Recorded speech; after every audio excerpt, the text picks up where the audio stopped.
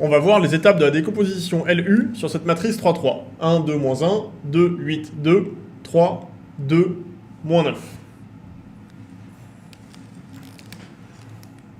Donc je construis au fur et à mesure la matrice U. Pour la construire, dans un premier temps, je veux faire apparaître des zéros à la place de ce 2 et de ce 3 en utilisant comme référence, comme pivot, le 1 qui est sur la diagonale. C'est-à-dire que ma matrice, elle va valoir ici 0 et 0. Et le 1 là, il ne va pas changer. Pour faire ça, donc la première ligne, j'y touche pas. Et la deuxième ligne, je vais lui soustraire 2 fois la ligne 1.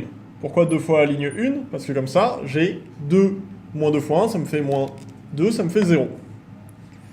Et dans ce cas, la ligne 2 moins 2 fois la ligne 1, ça devient 0, 4, 4. Et sur la ligne 3, je fais la ligne 3 moins 3 fois la ligne 3, puisque j'avais un 3 ici, la ligne 1. Et donc maintenant, ma dernière ligne, ça devient 0. Et 2 moins 3 fois 2, ça fait moins 4. Et moins 1, 4. Ici, j'ai moins 9, moins 3 fois moins 1, plus 1, ça me fait moins 6. Et donc à côté, je peux construire mon L au fur et à mesure. La matrice L, à ce stade,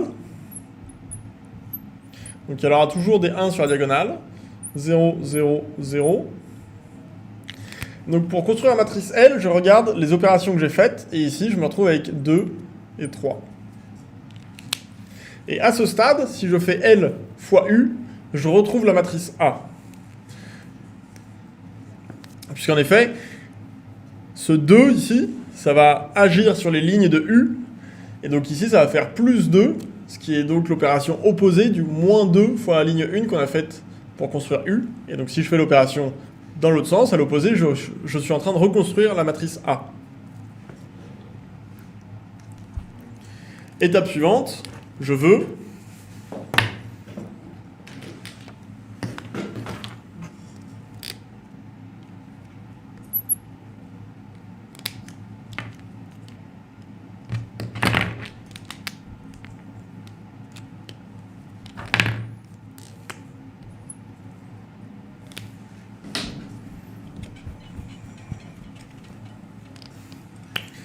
Étape suivante, je veux faire apparaître un 0 ici en utilisant ce 4 comme référence. Donc cette fois-ci, mon U, il vaut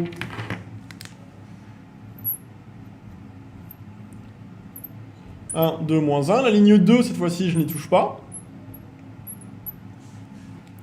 Et maintenant, je veux mettre un 0 ici. Et donc pour mettre un 0 ici, sans affecter le 0 qui est là, cette fois-ci, ce que je vais utiliser, c'est la ligne 2.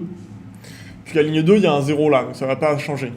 Donc ici, pour faire apparaître un 0, je vais pouvoir faire moins 4 plus 4, c'est-à-dire la ligne 3 plus la ligne 2.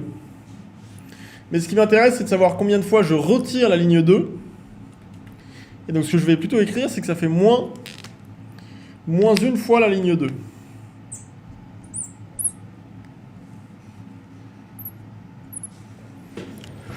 Parce que c'est ce moins 1 là que je vais pouvoir retrouver dans mon L au fur et à mesure. Et donc si je fais l'opération complète, la ligne 3 plus la ligne 2, ça fait moins 4 plus 4, 0. Et moins 6 plus 4, moins 2. Et donc à cette étape-là, ça me permet d'ajouter un coefficient dans mon L, où il y a déjà tout ceci. Et maintenant j'y ajoute ce moins 1 là.